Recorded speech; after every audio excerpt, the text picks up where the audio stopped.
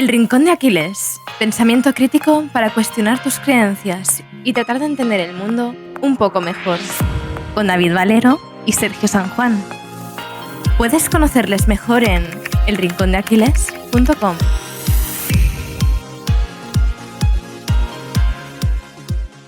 Muy buenas, querido oyente. Una semana más. Hoy tenemos una entrevista a un buen amigo nuestro, a Marc Mula. Y en esta entrevista, Marc nos va a responder a preguntas muy interesantes como, por ejemplo, ¿para qué sirve realmente la filosofía? ¿Cómo podemos sacarle partido a la filosofía en nuestro día a día? Y esta vez será para ponerlo un poquito a caldo, Marc Mula. Marc nos contará un poquito cuál es el lado oscuro de esta filosofía. Hablaremos también de la razón, de la emoción, por qué no deben ir separadas, por qué forman parte de un todo a la hora de tomar decisiones. Y, entre otras muchas cosas, hablaremos de la antifragilidad y del conformismo en la sociedad actual. Pero antes de pasar con la entrevista, me gustaría compartir contigo un tema sobre el que hemos hablado largo y tendido en este podcast, la salud mental. Últimamente sales a la calle y casi todo el mundo se encuentra desmotivado, estresado o deprimido. Hemos normalizado este tipo de situaciones y a veces pasamos por alto este tipo de sentimientos pensando que serán pasajeros cuando en ocasiones no es así.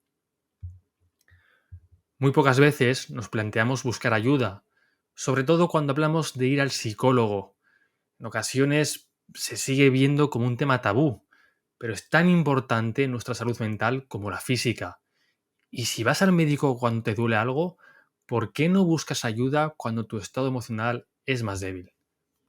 El episodio de este podcast está patrocinado por Mentum, una empresa de psicología online que cuenta con un equipo de profesionales que te ayudan en todo momento y en cualquier lugar. Si te llevas tiempo sintiendo deprimido, estresado, ansioso o simplemente algo dentro de ti que sabes que no funciona como debería, échale un vistazo a su web. Cuentan con un equipazo de profesionales y con la ventaja de que podrás hacer terapia online desde tu propia casa. Y si te registras en su web con el código ERDA, tendrás acceso durante 3 meses a la plataforma de bienestar, donde podrás acceder gratis a clases diarias, programas y talleres para mejorar tu bienestar emocional. Te dejamos el link y toda la info en las notas del episodio. Y ahora sí, vamos con la entrevista con Marc Mula.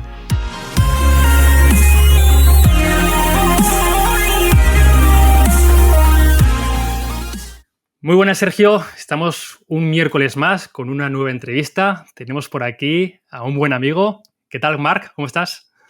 Muy bien, encantado de estar aquí, como tú dices, entre amigos. Y esto me lo voy a tomar como una charla, como si estuviéramos aquí en el bar. Nosotros sí que estamos encantados de que por fin te hayamos conseguido traer al podcast. Y bueno, vamos a empezar por el principio. Ya sabes, Marc, que nosotros somos unos vagos, así que te dejo a ti el marrón. ¿Cómo se presenta Marc? Y no cómo se presenta Marc. Si te tuvieras que presentar una fiesta, ¿cómo lo harías? Pues mira, tal y como me acabas de presentar, me sentiría como si me hubieran pedido que me presentara en una fiesta y de repente todo el mundo me estuviera mirando. Entonces respondería, soy una persona a la que no le gusta que le pongan presión encima. Y claro, es que con la presentación que me has hecho, lo primero que tengo que decir es esto. Menuda presión que me has puesto. Pero si me tuviera que presentar, creo que tiraría del típico cliché y me presentaría por mi profesión. Yo actualmente estoy trabajando como copywriter y lo que me dedico es a escribir y ayudo a los negocios a que puedan mejorar sus ventas o a presentar mejor sus productos de una manera atractiva, ¿no? Pero a mí me gusta hacerlo sobre todo a través de las historias, porque soy una persona que desde pequeña le ha gustado mucho escribir y consumir ficción. Y por lo tanto, el copywriting, digamos que es una manera a través de la cual puedo escribir este tipo de historias aplicadas a los negocios. Así que esa sería mi presentación breve. Vale, pues otra pregunta que solemos lanzar para que la gente, para conocer al entrevistado, es esto de los puntos que hablaba Steve Jobs, de que siempre, si miramos hacia atrás, somos capaces de conectarlos, ¿no? Esas experiencias que más nos han marcado, esos hitos, ¿no? En nuestra vida. Y quería preguntarte, pues, ¿por qué puntos se te vienen ahora a la cabeza, ¿no? O qué experiencias son las que más han marcado o han creado al Marc con el que estamos hablando ahora. Pues os voy a decir 2 positivas y una negativa porque es una de las que más me han marcado, además ha sido reciente y si tengo que ser sincero la tengo que decir. Las primeras, que son las positivas, sería yo cuando acabé la carrera, que yo estudié la licenciatura en filosofía, hice un posgrado en coaching y liderazgo, porque en ese momento vi como muy seductor la disciplina del coaching porque se basa en el método socrático, ¿no? En ayudar a las personas a través de la pregunta, dejando al margen el tema de los trastornos mentales, ¿no? Que ya sería la derivación hacia la psicología. Pero a mí hacer este posgrado de coaching me hizo entrar en contacto a los 20 y pocos años con un grupo de personas que ya estaban en más de 40, ¿no?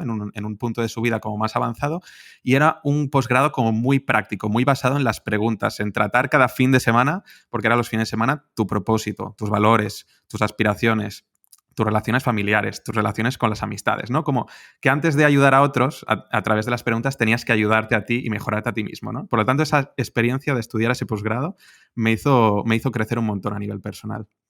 Otra experiencia de las positivas que a mí me ha hecho crecer un montón es un viaje que hice que duró 2 años por el sudeste asiático, que lo hice desde 2018 hasta 2020, ¿no? Que me ha ayudado un poco a intentar entender otro tipo de sociedades y otro tipo de maneras de pensar y de relacionarse que no solo las que tenemos aquí. Y la experiencia, digamos, negativa, que es un tema que todavía es un poco tabú, ¿no? Pero que ya veo que se va hablando más, es el suicidio de una persona que conocí brevemente, pero que me marcó mucho, que me causó mucha admiración y a la que le cogí mucho cariño, que se llama Erno Ekland, un profesor de Jiu-Jitsu finlandés que conocí en este viaje de Asia. Y es la típica persona, ¿no? Que cuando hablas con ella, pues se muestra siempre muy alegre, como que te transmite mucha positividad, ¿no? Y de un día para otro te das cuenta o te dicen la noticia, ¿no? de que se ha quitado la vida. Entonces eso a mí me marcó mucho por el hecho de plantearte hasta qué punto están sufriendo las personas a tu alrededor y de que no eres consciente, ¿no? De ese sufrimiento, de lo mal que lo está pasando la gente.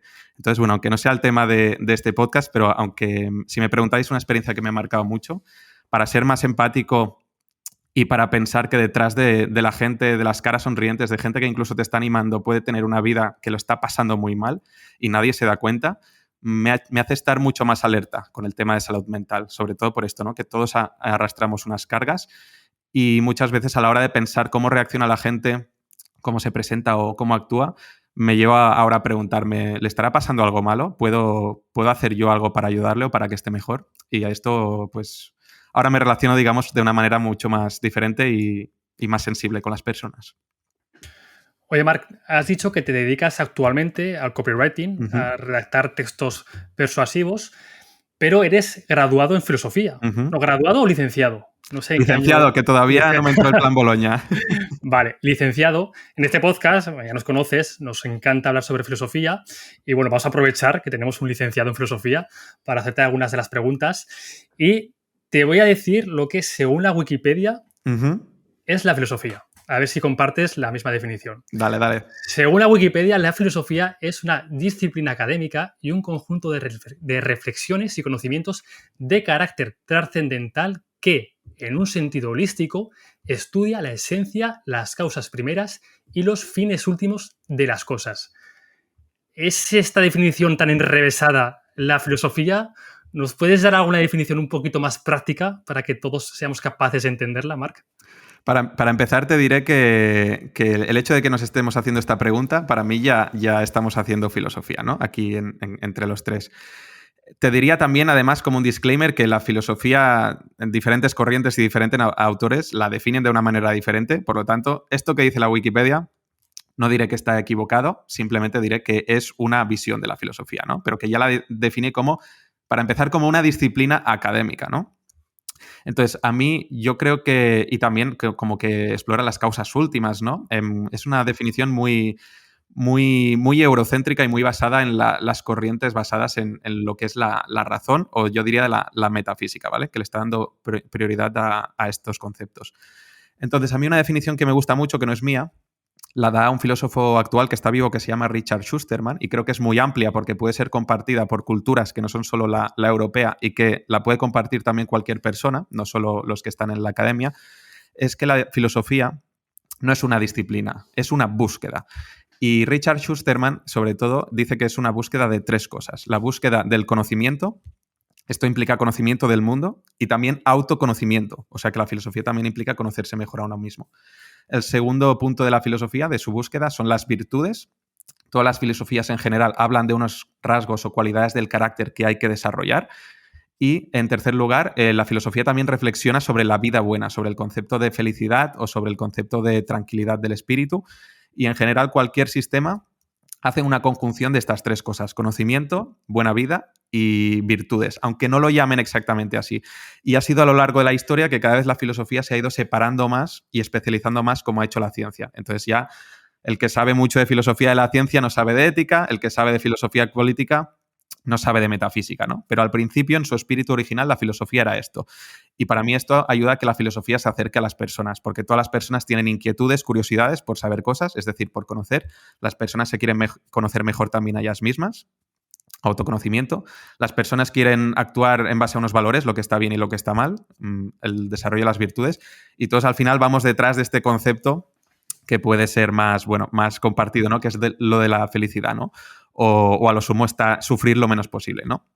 Por lo tanto, creo que de alguna manera todos filosofamos, ¿no? Y no necesitas sacarte un título. El título no hace al filósofo en este caso. Así que esa sería mi definición, y quien la da es Richard Schusterman. De hecho, a Sócrates no le hizo falta sacarse ningún título Uh-huh. y es uno de los filósofos más famosos de la historia. Correcto. De hecho, Sócrates tiene una cosa curiosa, que no dejó nada por escrito. Por lo tanto, todo lo que sabemos lo sabemos a través de Platón, y por lo tanto no estamos seguros cuál es el sistema en sí de Sócrates o cuál es su pensamiento. La filosofía de Sócrates no es su sistema, es su manera que tuvo de vivir. Entonces, ahí te da también unas pistas de que la filosofía es más una forma de vida que un sistema. El filósofo más importante de la historia, o el más admirado, es admirado por la manera que tenía de vivir, por la manera de interrumpir a los ciudadanos por la calle e interpelarlos, por hacerse que se cuestionaran cosas. Y luego, cuando lo juzgaron y tenía la oportunidad de escapar de la ciudad, él se quedó cumpliendo las leyes de la ciudad, ¿no? Entonces, Sócrates es admirado por cómo hacía las cosas, por su actitud y por su manera de dialogar, no por su sistema, porque al fin y al cabo no sabemos cuál es. Pues yo, escuchando la definición que has dado, Marc, y escuchando a Sócrates, me ha picado la curiosidad, ¿no? Por esto de la filosofía, y puede que a la gente que nos esté escuchando también. Imagínate que quiero empezar a aprender filosofía, ¿vale? Y lo hilo un poco con una entrevista que tienes con Noemi en tu, perdón, en tu nuevo proyecto Motion, que hablas un poco de si, o al menos Noemi comentaba esta idea de aprenderla en función de también el sentido histórico, ¿no? De las ideas y cómo han ido evolucionando. Entonces, para ti, ¿por dónde deberíamos empezar a aprender la filosofía, y si tiene sentido este recorrido histórico, ¿no? Que nos planteaba Noemi?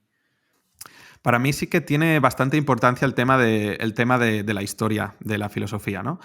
Hay otras personas que pueden estar en desacuerdo y que pueden hacer una aproximación más por los temas que te interesen, ¿no?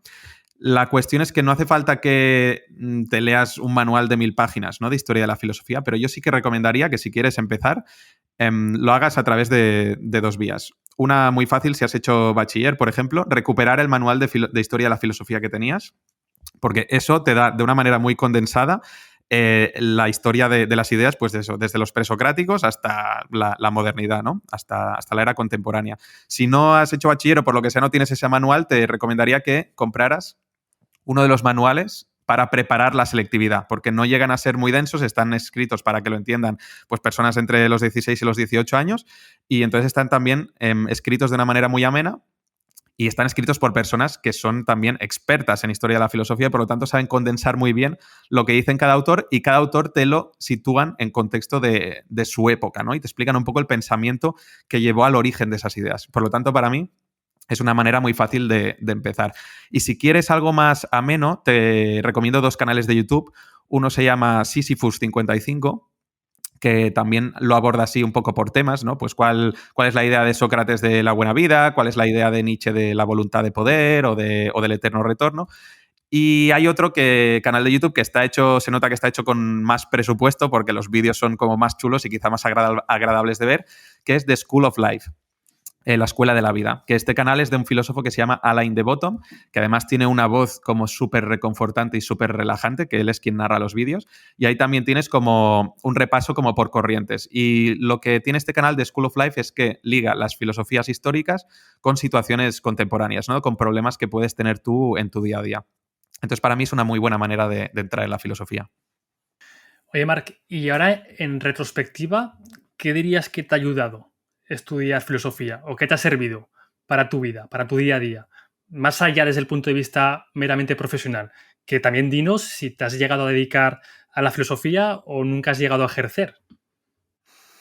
Bueno, por la definición que he dado de filosofía, yo creo que tú, David, y tú, Sergio, y yo, y la persona que está escuchando, la ejercemos, en tanto que intentamos conocer, intentamos mejorar nuestras virtudes y buscar lo que es la buena vida, ¿no? Pero bueno, los académicos, los que están en el departamento de filosofía, pues quizá te dicen que sin el doctorado no eres un filósofo, ¿no?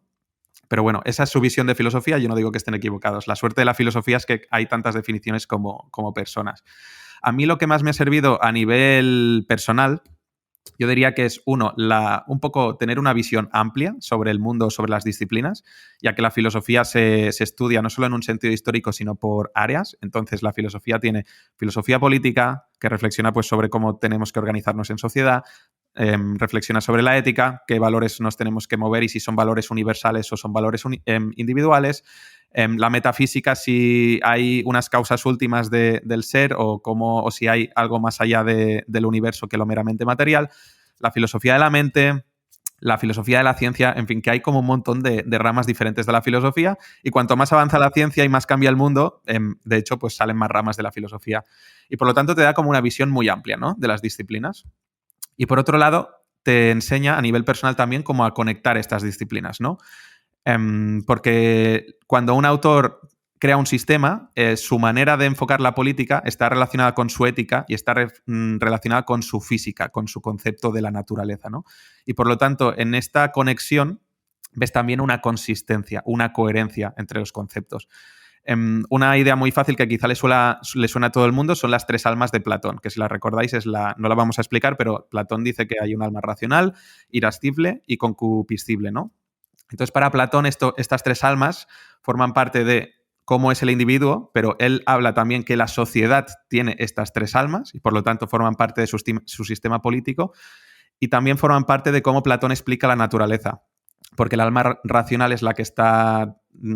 El alma racional sí se relaciona con el mundo de las ideas y eso es la explicación última del mundo, ¿no? Por lo tanto, cuando analizas un sistema filosófico, ves todas las conexiones de ideas, pero ves que no son conexiones random, que son conexiones con consistencia.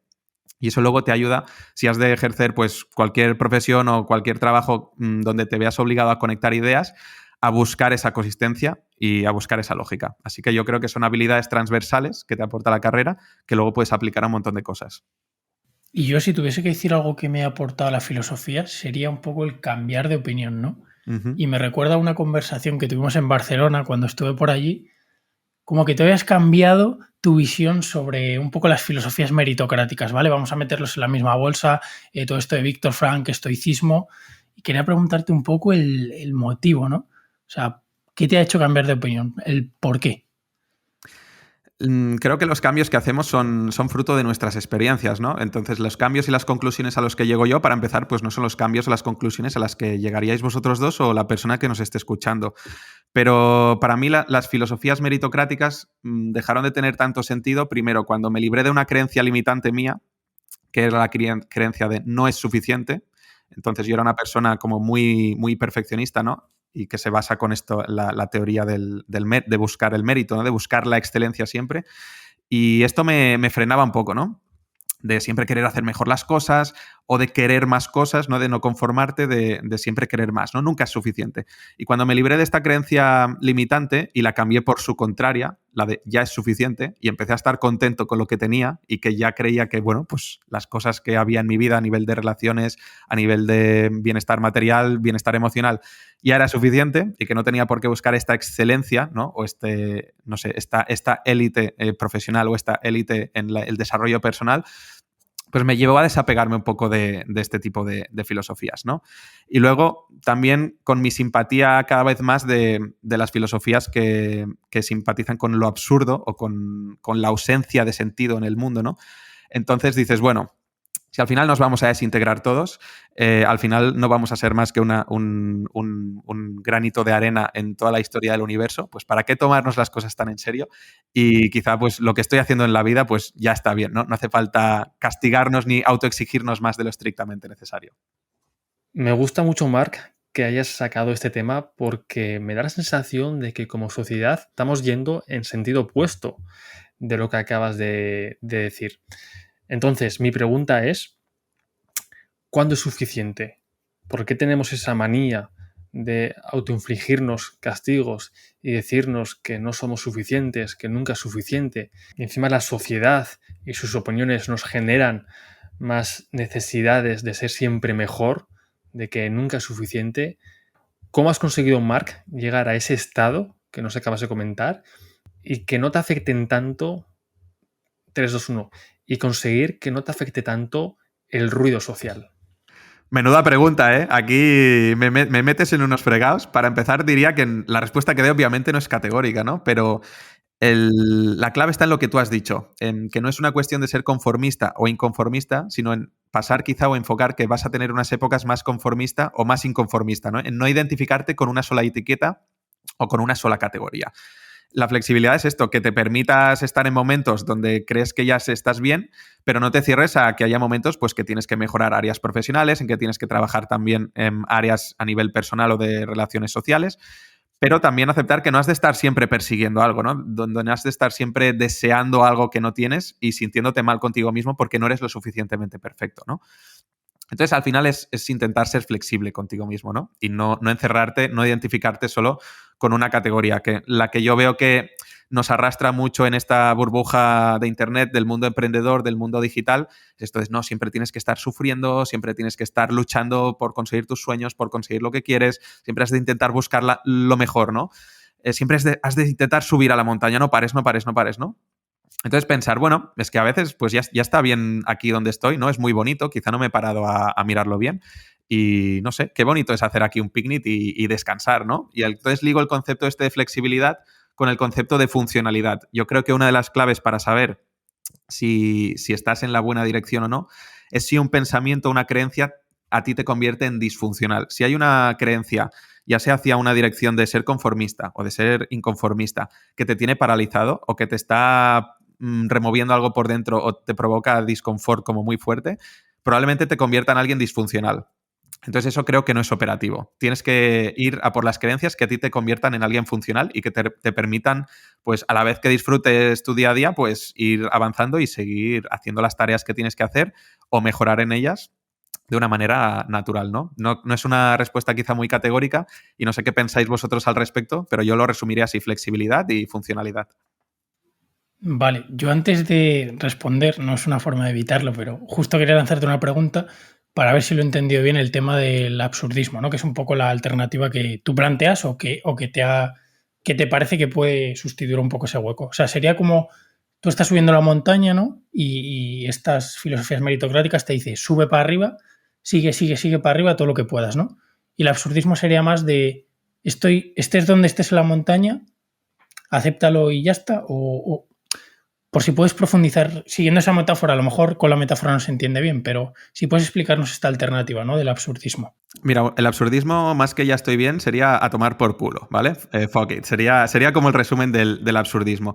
Pero más que el absurdismo, más que contra una filosofía meritocrática, estaría más en contra de las filosofías de la búsqueda y la obsesión por el sentido, ¿no? De cuál es el propósito de mi vida, cuál es el sentido de mi vida, o cuál es el sentido del mundo y de la vida en general, ¿de acuerdo? Que suele estar relacionado con las filosofías meritocráticas, pero no tiene por qué estar, ¿no? Están correlacionadas, pero no tienen por qué coincidir siempre meritocracia con la búsqueda de sentido del mundo, ¿no? Una filosofía del absurdo, por ejemplo, como la de Albert Camus, es que te dice que los seres humanos somos personas que necesitamos sentido en nuestra vida, pero el mundo, el universo, está mudo. Tú le preguntas al universo, ¿cuál es el sentido de mi vida? ¿Cuál es el sentido de la existencia del universo? Y el universo calla. Entonces, te deja como desamparado, ¿no? Es en plan, ¿pero qué mierda es esto? ¿Cómo voy a funcionar yo con mi vida, no? Entonces, las alternativas del absurdismo son, una, como nada tiene sentido, me suicido, ¿vale? Que sería el nihilismo. La segunda opción sería, me hago un suicidio filosófico, es en plan, bueno, pues yo no me voy a quitar la vida porque bueno, como mínimo es interesante, ¿no? Aunque sea absurda.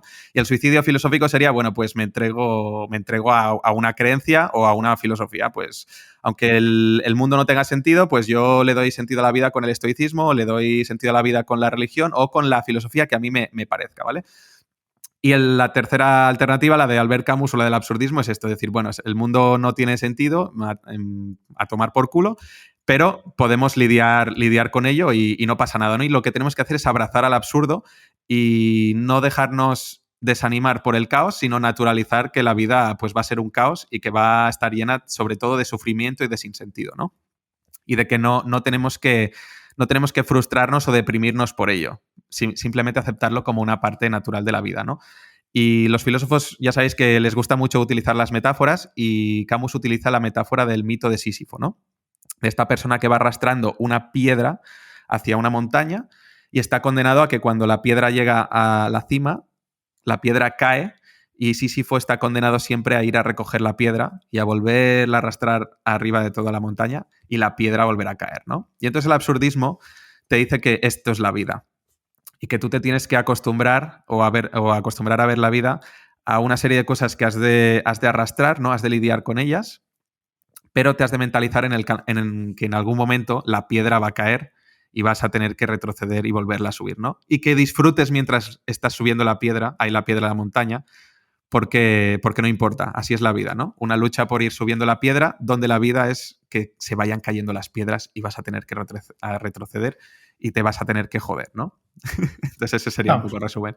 Aceptar la vida un poco, ¿no? Como es y aprender a vivirla. Con su sufrimiento sobre todo, ¿no? Hay filosofías que abogan más por la atenuación del sufrimiento y hay filosofías que van más hacia el abrazar el sufrimiento, ¿no? Hay filosofías que te dicen, ¿cuál es la manera de sufrir lo menos posible? Y hay filosofías que dicen, mira, por muy bien que te vayan las cosas, tú un día te pondrás enfermo. Por muy bien que te vayan las cosas, se pondrá enfermo tu amigo, tu madre, tu primo. Es decir, el sufrimiento te va a visitar a la puerta, quieras o no, tengas el coco súper bien amueblado, tengas el dinero que tengas. El sufrimiento va a llamar a la puerta.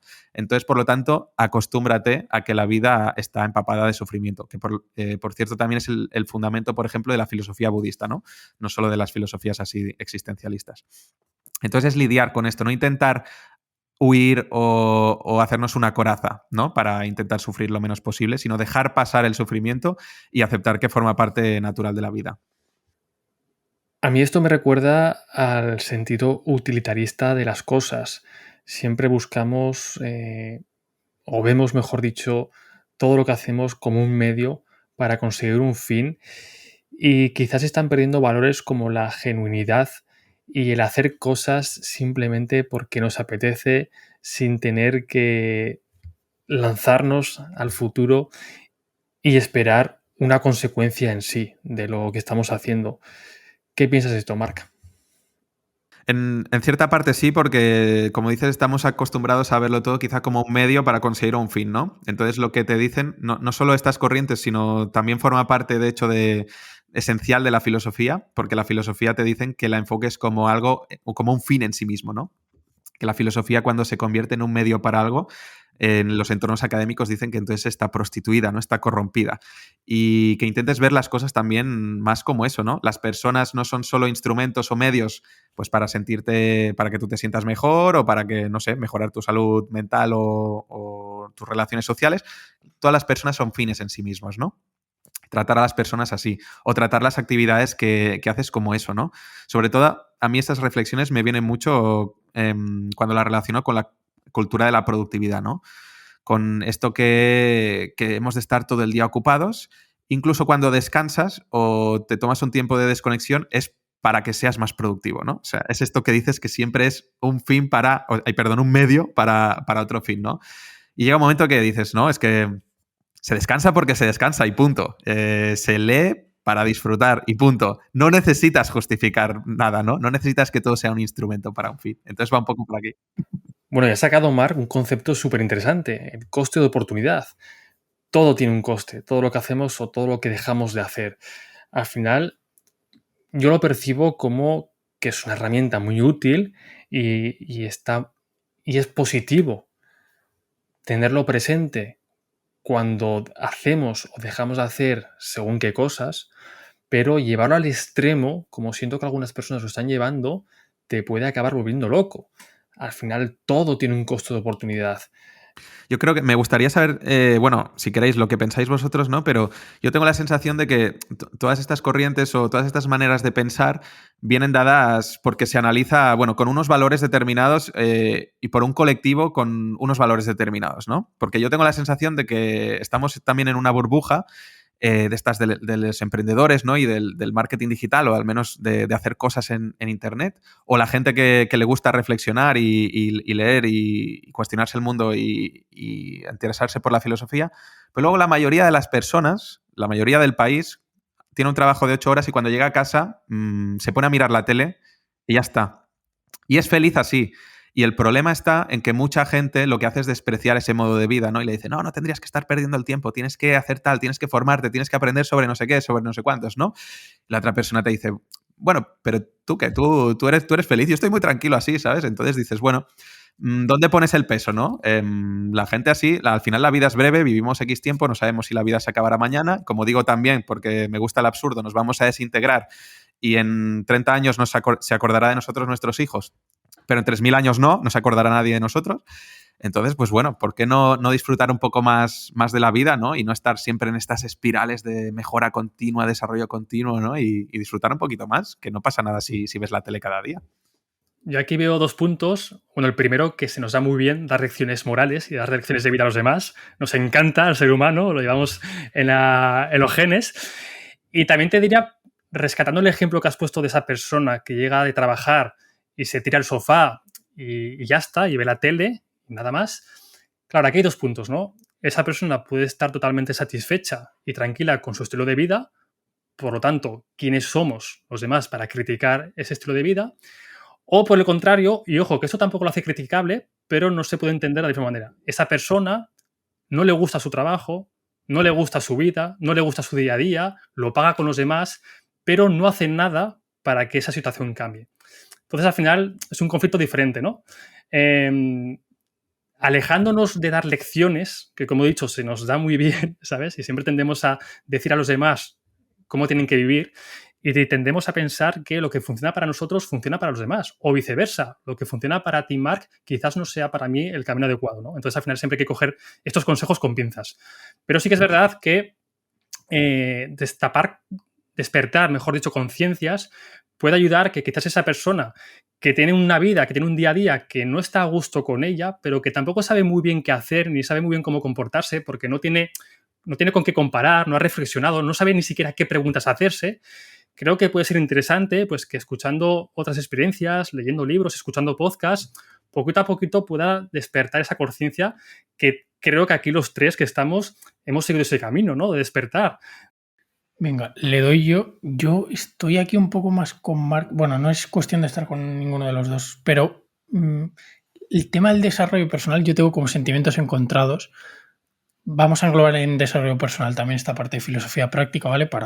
Aunque tenga esta connotación negativa, pero sí que creo que a veces hace más daño que lo que ayuda a las personas estas que tienen su vida sencilla, que ven la tele, que tienen su vida y que viven tranquilos, sin preocupaciones de mi vida es trabajar, ver la tele, ir a buscar a mis hijos al colegio, cenar con ellos con la tele y estar tranquilo, pero de repente llega un libro suyo y ya no son suficiente. Llega un libro de desarrollo personal, se lo leen y ya no son suficiente.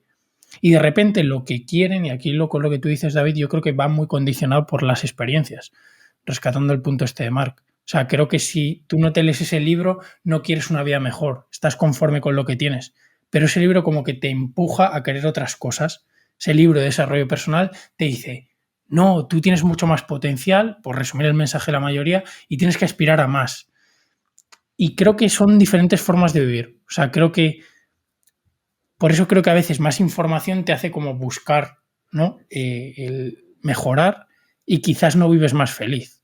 Esto es una hipótesis de quizás el saber más o el tener más